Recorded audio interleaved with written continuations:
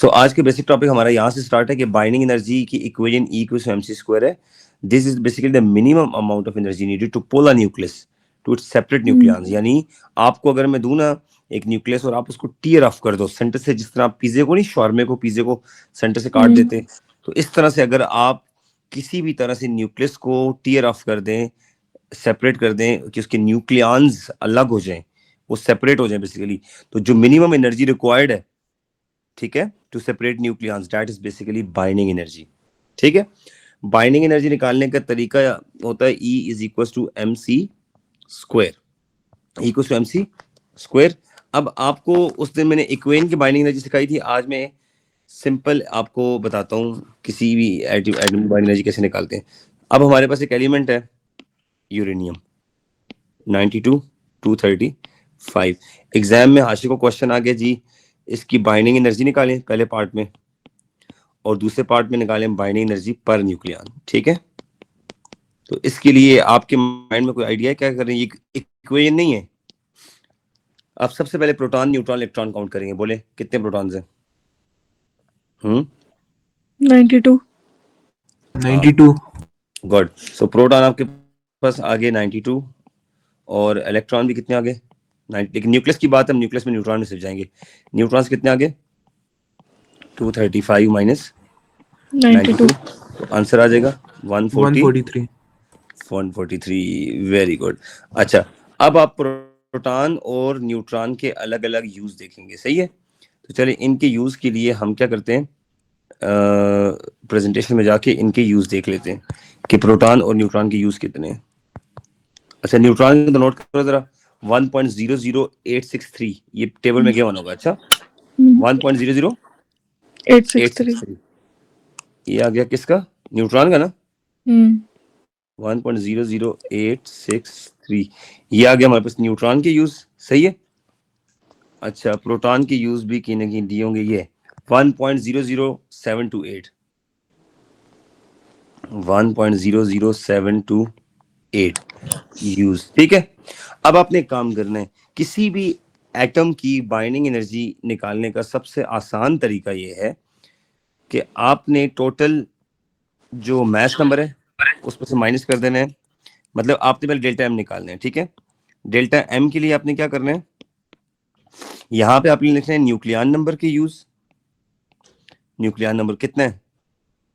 235 ये यूज. ठीक है, माइनस माइनस. अब आप क्या करेंगे, अब आप करेंगे न्यूक्लियॉन नंबर के यूज में से प्रोटॉन के यूज प्लस न्यूट्रॉन के यूज ऐड अप करके इनको माइनस कर देंगे. जरा गौर से देखें, जो हमारे पास एलिमेंट है उसका नाम क्या है? यूरेनियम. ठीक है, यूरेनियम के यूज टेबल में गिवन होंगे, मैं वो पिक करता हूं, उसमें से मैं प्रोटॉन और न्यूट्रॉन के यूज पुट करके माइनस करूंगा. लाइक ये न्यूट्रॉन के यूज हैं, ये तो लगा दूंगा 1.00 समथिंग, ये तो लगा दूंगा. ठीक है, लेकिन एक काम करूंगा, इन यूज को मैं मल्टीप्लाई भी करूंगा. लाइक प्रोटॉन की यूज है 92, 92 इंटू 1.00728 ये आ गया प्रोटॉन का खाता, प्लस आज से न्यूट्रॉन का बोलो कितने न्यूट्रॉन्स हैं? 143 इंटू सारा क्या होगा आगे 1.00863. ठीक हो गया, ये प्रोटॉन और न्यूट्रॉन के कंबाइंड यूज आ गए. ये आपने माइनस करने किस में से? न्यूक्लियॉन नंबर में से माइनस करने हैं. तो अब न्यूक्लियॉन नंबर ऑफ यूरेनियम हम ढूंढते हैं, कहीं ना कहीं गिवन होगा यूरेनियम का. ये 235.123 235.123 गिवन होगा 123 यूज. चलें जी सॉल्व करें, कितना आंसर आएगा? शाबाश जल्दी करें, आई एम वेटिंग. ये भी यूज में है, ये भी यूज में. अच्छा, तो यू कॉमन हो जाएगा, तो आप सिंपल बात ये 235 में से इन दोनों का सम माइनस कर दें. 92 इंटू 1.00728 प्लस 143 इंटू 1.00863 इनका सम करें और 235.123 में से माइनस कर दें. ठीक है, चले मैं वेट कर रहा हूँ कितने यूज आते हैं. मेरे पास शायद पता नहीं सही है या नहीं, लेकिन 1.78085. 1.7808 5. 5। आशिर आप सॉल्व करो शाबाश जल्दी से।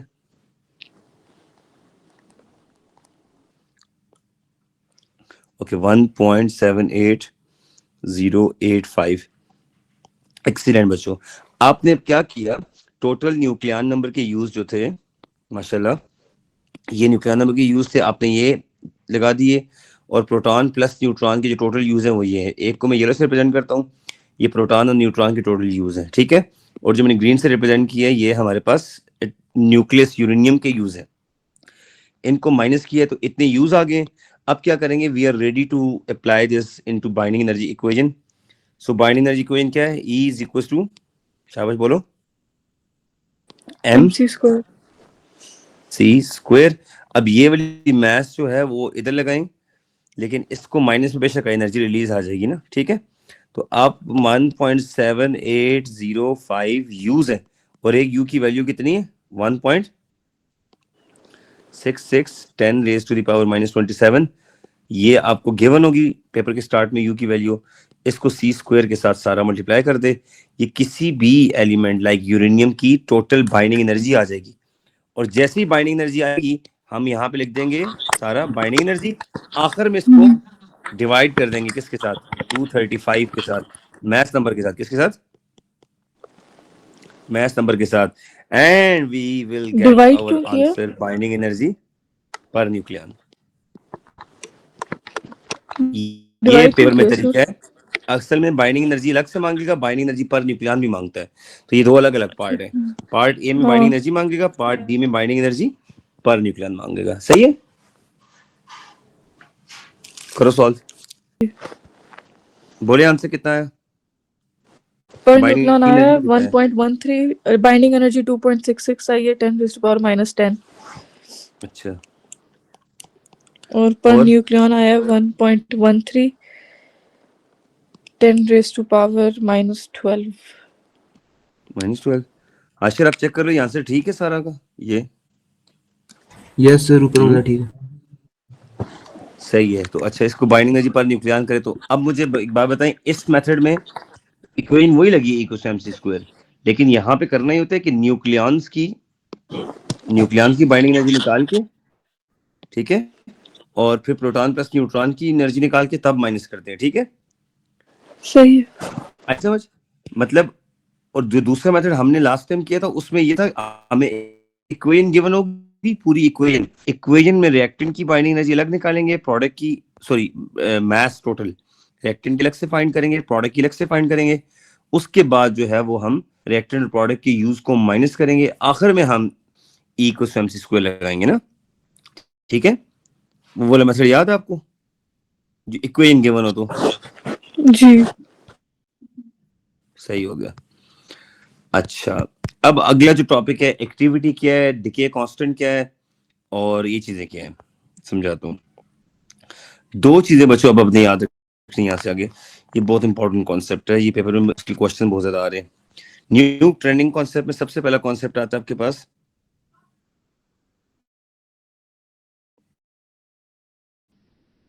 मतलब कोई भी न्यूक्लियर रिएक्शन है वो कितनी रेडिएशन पर सेकंड छोड़ रहा है, कितने काउंट्स निकल रहे हैं, कितनी रेडिएशन निकल रही हैं, that is basically activity. Activity का सबसे सिंपल फॉर्मूला ये है कि कितने न्यूक्लियस डिसइंटीग्रेट हो रहे हैं पर यूनिट टाइम। एक्टिविटी को कहते हैं rate of disintegration of nuclei per unit time. क्या, rate of disintegration of a nuclei per unit time, यानी कितने न्यूक्लियस या कितने न्यूक्लियाई पर यूनिट टाइम जा रहे हैं, ठीक है। या अच्छा, इसको एक्टिविटी कहते हैं। एक्टिविटी का जो फॉर्मूला है बेसिकली, एक तो ये है ना, change in n over change in time. अच्छा, before you apply the above formula, आपको एक बात पता होनी चाहिए कि आपके पास कभी भी नंबर ऑफ एटम डायरेक्ट नहीं गिवन होते, तो उसके लिए केमिस्ट्री वाला फॉर्मूला क्या है बताएं आशिर, नंबर ऑफ मोल्स को किससे मल्टीप्लाई करें, नंबर ऑफ एटम्स या मॉलिक्यूल्स या आयंस निकालने के लिए, atoms, ions, yes. Avogadro number कितना है सारा, इसको एवोगाड्रो नंबर कहते हैं, Na एवोगाड्रो नंबर है। इसकी value 6.02 10 raise to the power 23 होगी।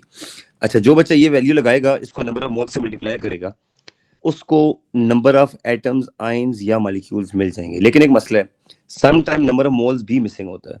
जब नंबर ऑफ मोल्स मिसिंग हुआ तो आप फॉर्मूला लगेंगे mass in grams over MR. आशा, केमिस्ट्री याद है ना, बेसिक वाली? यस सर, अगर याद है। सारा को क्वेश्चन आता है कि 48 ग्राम ऑफ मैग्नीशियम है, इसके मोल्स निकालें, तो कितनी एमआर है इसकी? सारा देखो, एमआर कितनी है इसकी? 24 है ना? जी 24। तो 24 इधर लगा देंगे। और मास इन ग्राम कितनी है? 12, ये यहाँ लगा देंगे। सही है, आपके पास मोल्स आ जाएंगे, मोल्स को इधर पुट करेंगे, एवोगाड्रो नंबर से मल्टीप्लाई करेंगे, एन आ जाएगा। ठीक है, नंबर ऑफ एटम्स।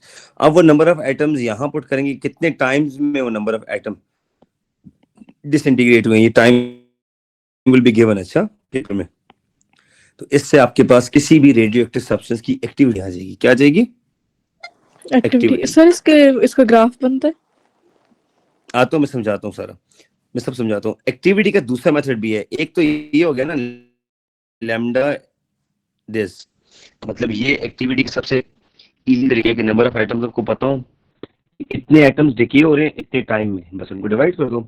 दूसरा एक्टिविटी का तरीका ये है कि activity is equal to lambda times N. ठीक है, अब ये फॉर्मूला जो है ना, ये तो वो नंबर ऑफ एटम्स है, ये वो नंबर ऑफ एटम्स है या मॉलिक्यूल्स है या फिर आयंस है। ठीक है, इसको निकालने के लिए आपने ऊपर फॉर्मूला पढ़ लिए, इसके लिए मोल्स को आपको हर हाल में एवोगाड्रो नंबर से मल्टीप्लाई करना पड़ेगा, मोल्स को। या फिर मोल्स अगर नहीं गिवन हुआ तो मास इन ग्राम बाई एमआर करके इसको एवोगाड्रो नंबर से मल्टीप्लाई करके एन आ जाएगा। एन इशू नहीं है, ये वो नंबर ऑफ एटम्स हैं those who are available in a sample. यानी कितने नंबर ऑफ एटम्स है, 2 मिलियन है, 3 मिलियन है, ये एटम्स अवेलेबल कितने हैं किसी भी रेडियो एक्टिव सैंपल में, ये वो एन है। लेकिन जो लैम्डा है ना, basically lambda is something different. इसको कहते हैं 0.693 ओवर टी हाफ। यहाँ पे लैम्डा निकालने के लिए बच्चों आपको हाफ लाइफ का टाइम रिक्वायर्ड होगा किसी भी रेडियो एक्टिव सैंपल का, half life of radio active sample.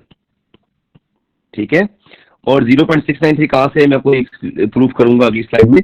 लेकिन लैम्डा को कहते हैं डिके कांस्टेंट। क्या कहते हैं? Decay constant. सही हो गया, डिके कांस्टेंट हर मटेरियल का अपना होता है, वो गिवन होगा ना गिवन होगा। तो डिके कांस्टेंट निकालने के लिए आपको सिर्फ और सिर्फ क्या चाहिए? What do you need? Half life का टाइम चाहिए। उस टाइम को 0.693 पे डिवाइड करेंगे तो ये आ जाएगा। अब आप कहते होंगे sir Numan, why you are dividing half life का टाइम विद 0.693? ये डिके कांस्टेंट होता क्या है? पहले बताइए, फॉर्मूला समझ आया ये वाला, ये एक्टिविटी निकालने का second method. Any confusion please you can ask me. ये फॉर्मूला क्लियर है जी? हाशिर सारा, जी यस सर। फॉर्मूला क्लियर है? अच्छा, अब डिके कांस्टेंट वाली ये वैल्यू 0.693 वाला जो शोशा मैंने छोड़ा है, आखिर ये वैल्यू क्यों आई है, ये हम क्यों ऐसे कर रहे हैं? सबसे पहले आपको ये पता होना चाहिए डिके कांस्टेंट होता क्या है। एग्जाम आएगा व्हाट इज डिके कांस्टेंट। चलो अगली स्लाइड पे करा देता हूँ। आपको सबसे पहले डिके कांस्टेंट का जरा कॉन्सेप्ट होना चाहिए। डिके कांस्टेंट कहते हैं probability of decay of a nuclei per unit time. Probability of decay of nuclei per unit time, यानी किसी भी रेडियोएक्टिव सैंपल में कितने चांसेस हैं किसी भी रेडियोएक्टिव सैंपल के डिके होने के पर यूनिट टाइम, उसको हम कहते हैं probability of decay of nuclei per unit time. That is known as decay constant. अच्छा, इसका फॉर्मूला आया कहां से, जरा ये समझाता हूँ। इसका फॉर्मूला ऐसे आता है, सपोज करें हमारे पास एक फॉर्मूला है n equals to n naught e power minus lambda t। ये इतनी इंपॉर्टेंट इक्वेशन है, जहां पे भी एक्सपोनेंशियल डिके होगा ना, मतलब ऐसा कर्व आएगा। अभी सारा ने को कर्व की बात की थी कि रेडियोएक्टिव का कर्व इस तरह से आएगा, यहाँ पे नंबर ऑफ न्यूक्लियाई भी हो सकते हैं पर यूनिट टाइम, ये वो चीज है। अच्छा, अब सपोज करें सारा कहती सर इसकी काउंट 1000 है, ये इसका काउंट है 500, तो यहाँ से हम नीचे जाएंगे, ये हाफ लाइफ का टाइम आ जाएगा। अच्छा, ये टाइम किसका आ जाएगा? हाफ लाइफ का। किसका? हाफ लाइफ का। अब हमें ये फॉर्मूला आता किधर से है? आप लोगों के माइंड में ये कंफ्यूजन है, सर ये फॉर्मूला 0.693 आपने लिखा क्यों है ओवर टी हाफ? ये फॉर्मूला प्रूव करें। तो 2 स्टेप्स में इसका प्रूव है, मैं आपके सामने प्रूव करता हूँ। लेट्स सपोज आशिर कहते हैं सलमान एक सैंपल में initial count number of atoms 1 है, चले 1000 कर देता हूँ आपको जरा इजी करने के लिए। 1000। सारा कहती है सलमान जब वो हाफ हो जाएंगे 500 आफ्टर एनी टाइम, एन का मतलब है number of atoms after any time. क्या? After any time. जब ये हाफ हो जाएंगे तो हाशिर कहेगा सारा अब आप ना टाइम को हाफ लाइफ कर दो, क्योंकि टी की जगह अब टी हाफ लगेगा।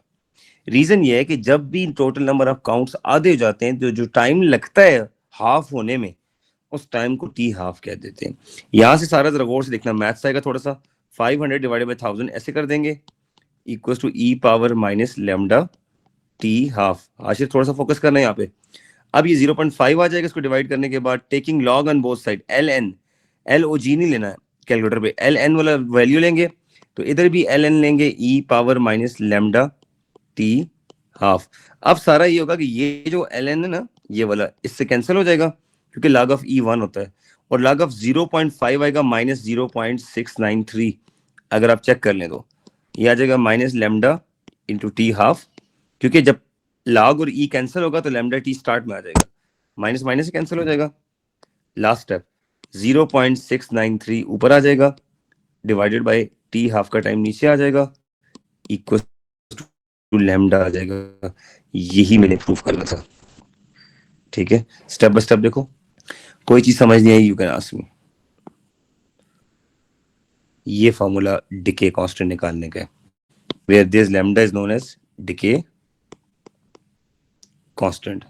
ठीक है, आई समझ? जी थोड़ा सारा Yes, मैथमेटिकल कॉन्सेप्ट है लेकिन फोकस करो। आशिर आपको समझ आ गई होगी, अब शायद मैथ्स लेते हो तो। जी सर, सारा देखो, कोई जी क्वेश्चन है पूछो। आ गई, समझ आ गई। ये प्रूव करना 3 मार्क्स का आता भी है। अच्छा,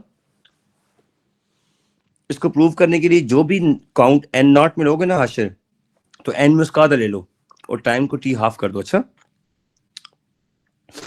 अच्छा, मजे की बात ये, इस इक्वेशन में आपको ये पूछे अगर 1000 से 400 तक आने में कितना टाइम लगेगा, आशिर एन नॉट की जगह 1000 कर देगा, एन की जगह 400 कर लेगा।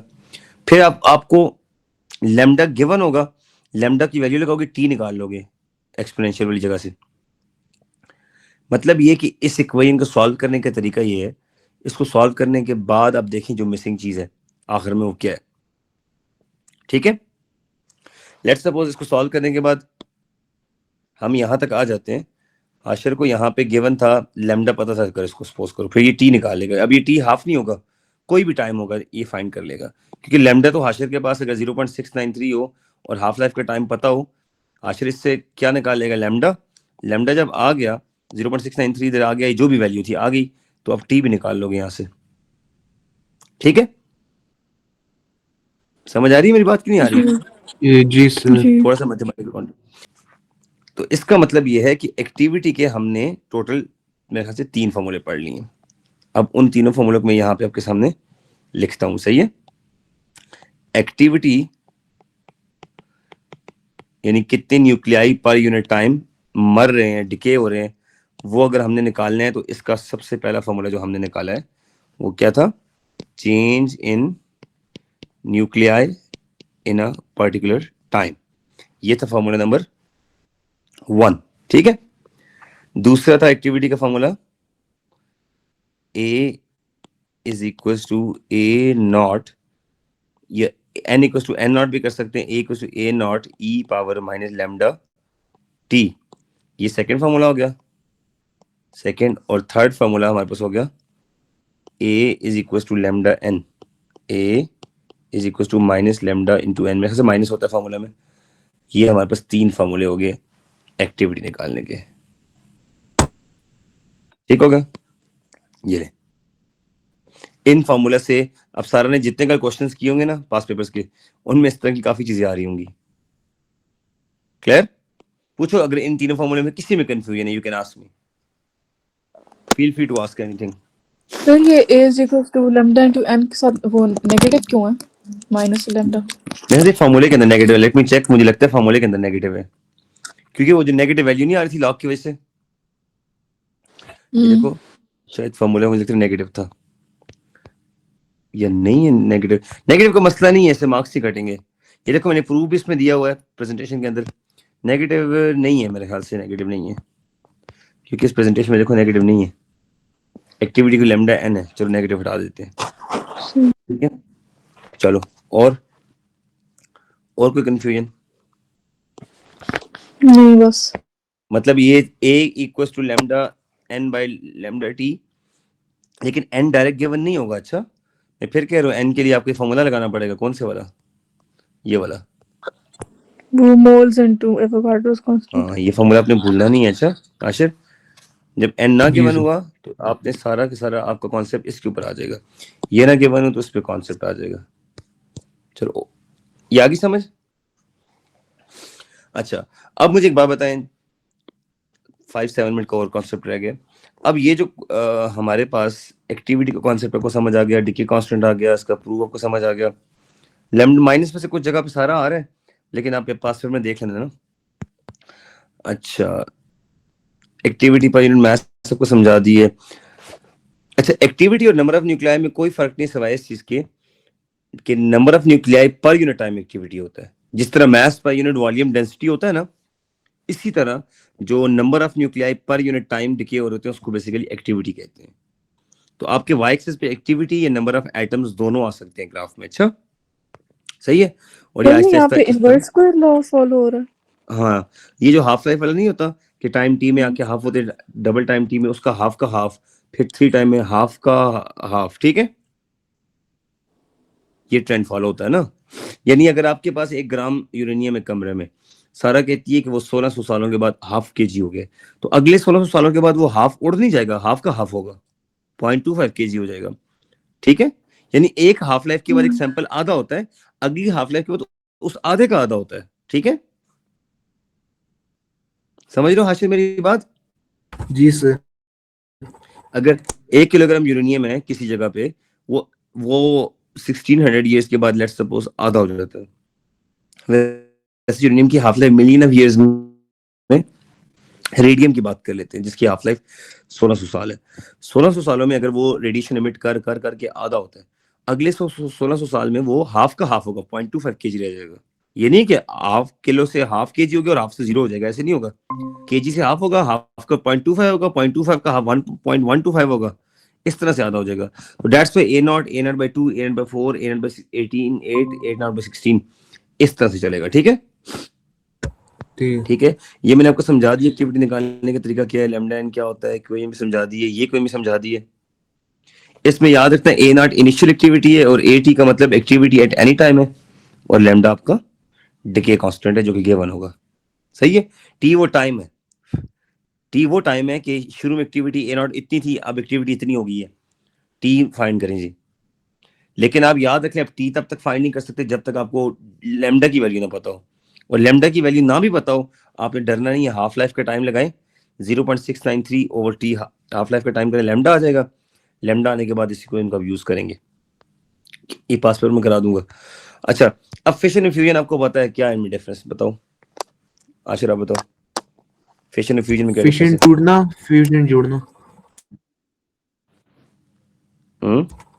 फिशन में टूटता है। Yes, a large nuclei split into 2 products, ठीक है, इसको न्यूक्लियर फिशन कहते हैं। मोस्टली फिशन में मुझे 3 न्यूट्रॉन रिलीज होते हैं, ठीक है।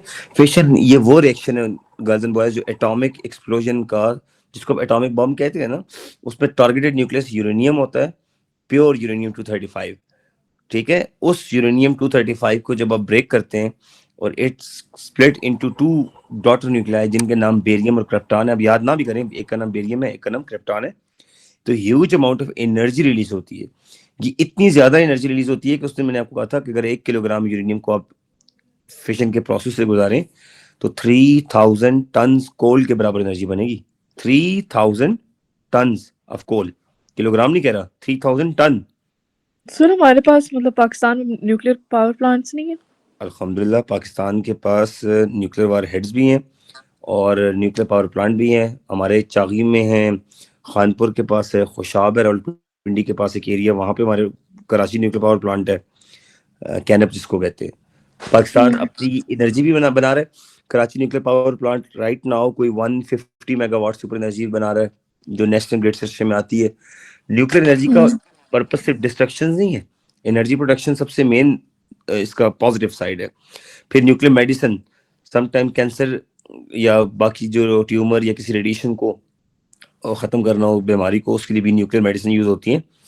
ट्रेसर्स आपके पास जो न्यूक्लियर ट्रेसर्स होते हैं जो आपको पेट स्कैन में पढ़ाया था, तो वो ट्रेसर भी न्यूक्लियर होते हैं बेसिकली। लेकिन मेडिकल की दुनिया में ऐसे न्यूक्लियर सब्सटेंस यूज करते हैं जिनकी हाफ लाइफ बड़ी शॉर्ट होती है ताकि वो बॉडी से खत्म हो जाए फौरन से खुद ही, समझ आई। वरना एटॉमिक एक्सप्लोजन की बात करें तो Pakistan is currently having approximately 300 nuclear warheads. ठीक है, इंडिया के पास तकरीबन 240 के करीब है, पाकिस्तान के पास 300 प्लस 320 के करीब न्यूक्लियर वॉरहेड्स हैं। एक न्यूक्लियर वॉरहेड में काफ़ी ज़्यादा किलोग्राम का यूरेनियम होता है, तकरीबन 250 किलोग्राम यूरेनियम होता है एक न्यूक्लियर वॉरहेड में। और ईरान के पास अभी न्यूक्लियर बनने वाला था, लेकिन आपको पता है जो हालात ख़राब हो गए हैं और सारी गेम ही इसी के ईरान को न्यूक्लियर पावर नहीं होना चाहिए, ये अमेरिका का स्टांस है। क्योंकि दुनिया में जो 9 कंट्रीज न्यूक्लियर पावर बन गए ना, उन्होंने ये आपस में एक एग्रीमेंट किया कि हम कभी भी न्यूक्लियर वॉरहेड नहीं चलाएंगे अनटिल अनलेस कोई बहुत ज़्यादा हमारे कंट्री के ऊपर न्यूक्लियर वॉरहेड नहीं चलाएगा। ठीक है, फिर इन कंट्रीज का ये भी एग्रीमेंट है कि दुनिया की किसी कंट्री को हम और न्यूक्लियर पावर ले लें। फ्यूजन में 2 स्मॉल न्यूक्लियाई मिलके एक लार्ज न्यूक्लियाई बनाते हैं। ये वो इक्वेशन है बच्चों जिसकी वजह से पूरी दुनिया के स्टार्स की एनर्जी है। आपके सन के अलावा जितने बिलियंस ऑफ स्टार्स हैं आपकी मिल्की वे गैलेक्सी के अंदर, वो सारे इस प्रोसेस से गुजरते हैं। इस प्रोसेस का नाम न्यूक्लियर फ्यूजन है। ये इक्वेशन ना होती तो आज दुनिया में सनलाइट ना होती। सन के अंदर अलॉट ऑफ हाइड्रोजन के 2 आइसोटोप्स हैं, एक का नाम ड्यूट्रियम है, हाइड्रोजन 2 जिसकी मास है, ट्रिटियम जिसकी मास 3 है। ये दोनों एटॉमिक न्यूक्लियाई कंबाइन होते हैं और कंबाइन होने के बाद they make helium and a lot of energy release. आपको मैंने बताया था 10 पावर 26 जाउल्स पर सेकंड लुमिनोसिटी सन की। एक सेकंड में 10 पावर 26 जाउल्स एनर्जी रिलीज होती है। इस रिएक्शन से आप अंदाजा लगा लें कि फ्यूजन कितना इंपॉर्टेंट रिएक्शन है। समझ आई? तो फ्यूजन और फिजन में समझ आ गई है ना। एटॉमिक रिएक्टर में न्यूक्लियर बम के अंदर फिजन इस्तेमाल होता है और सन या स्टार्स के अंदर न्यूक्लियर फ्यूजन इस्तेमाल होता है। और जो हाइड्रोजन बम के बारे में आपने सुना है कभी? हाइड्रोजन बम्स आशिर, उसके अंदर ये वाला कॉन्सेप्ट, उसके अंदर ये कॉन्सेप्ट है न्यूक्लियर फ्यूजन का, हाइड्रोजन बम। और ये ज्यादा खतरनाक है, आपको पता है न्यूक्लियर फ्यूजन से ज्यादा एनर्जी रिलीज होती है as compare to nuclear fission. ठीक है, क्योंकि फिजन थोड़ा सा कंट्रोल्ड होता है, ये अनकंट्रोल्ड है। अच्छा, ये फिजन फ्यूजन में मैंने डिफरेंस आपको समझा दिया। अब असल बात बताता हूँ आपको कि फिजन और फ्यूजन, ये ऊपर वाली इक्वेशन बच्चा न्यूक्लियर फिजन की है जिसमें यूरेनियम के ऊपर एक न्यूट्रॉन को टारगेट किया, डस करके यूरेनियम फट गया, बेरियम क्रिप्टॉन 2 उसकी डॉटर न्यूक्लियाई बन गए, साथ में 3 न्यूट्रॉन रिलीज होते हैं। ठीक है, लेकिन नीचे देखें कितनी सिंपल सी प्यारी सी इक्वेशन है। 2 हाइड्रोजन के छोटे छोटे आइसोटोप्स मिलते हैं and they make basically helium plus energy. ठीक है, थोड़ा सा इक्वेशन में मसला है, ड्यूट्रियम के बजाय ट्रिटियम था। अच्छा, ड्यूट्रियम प्लस ट्रिटियम मिलके हीलियम प्लस एनर्जी है, +1 न्यूट्रॉन। तो इस इक्वेशन को मैं ठीक कर दूं। इस इक्वेशन में थोड़ा सा इशू है, ये भी गलत नहीं है लेकिन असल में स्टार्स में ऐसे होता है, ड्यूट्रियम 2 है और 1 प्लस ट्रिटियम 3 है और 1 है।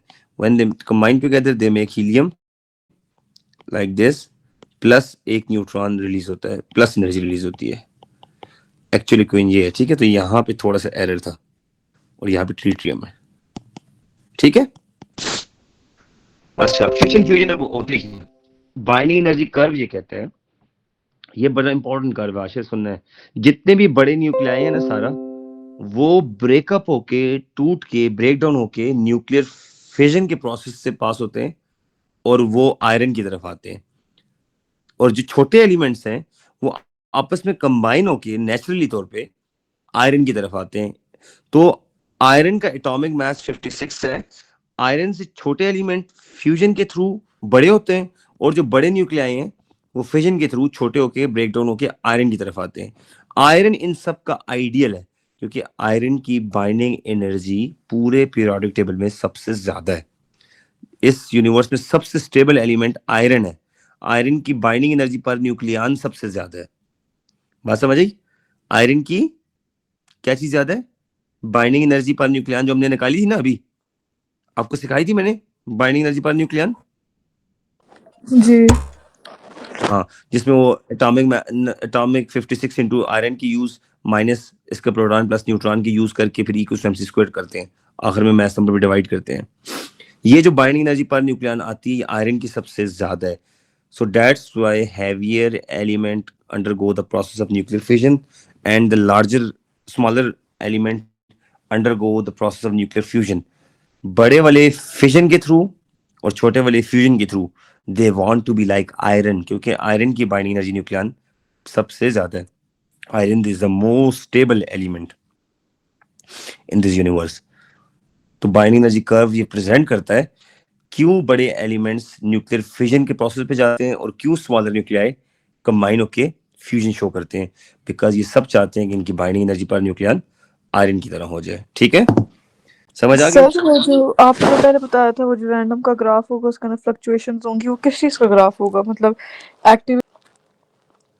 हाँ हाँ, वो जो फ्लक्चुएशन ग्राफ था वो एक्टिविटी टाइम का भी हो सकता है और न्यूक्लियाई और टाइम का भी हो सकता है। वाई एक्सिस पे हमेशा न्यूक्लियर ग्राफ में एक्टिविटी होगा या न्यूक्लियाई होंगे, और एक्स एक्सिस पे टाइम होगा। ठीक है सर, ऐसे। हाँ जी बोलो। ये चैप्टर बच्चे खत्म हो गया, देखो आगे नहीं प्रेजेंटेशन। सही है?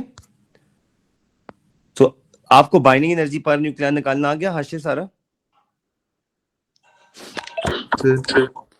हाँ, अब आप इस चैप्टर को सॉल्व करें। अच्छा, बिफोर यू गो आप एक बात और सुन लें। वो जो न्यूक्लियस और न्यूक्लियस के बीच में जो न्यूट्रॉन्स और प्रोटॉन्स नहीं है, एक प्रोटॉन प्रोटॉन को रिपेल क्यों नहीं करता, ये बात आपने याद रखनी है।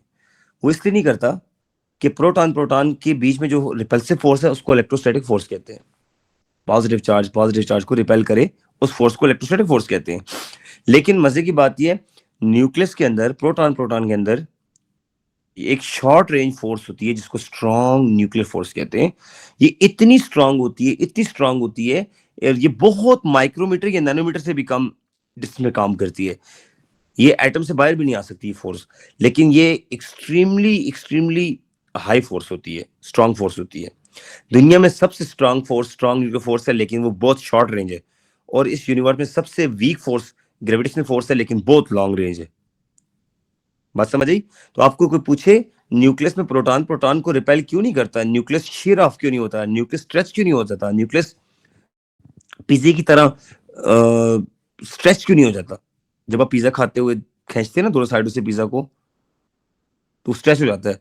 न्यूक्लियस के केस में आपने ये कहना है कि इलेक्ट्रोस्टैटिक फोर्स है, लेकिन वो इतनी स्ट्रांग नहीं है जितनी स्ट्रांग न्यूक्लियर फोर्स है। स्ट्रांग न्यूक्लियर फोर्स न्यूक्लियस के न्यूक्लियॉन्स को बाइंड करके रखती है ताकि प्रोटॉन प्रोटॉन को रिपेल ना कर सके। आई समझ? ठीक हो गया?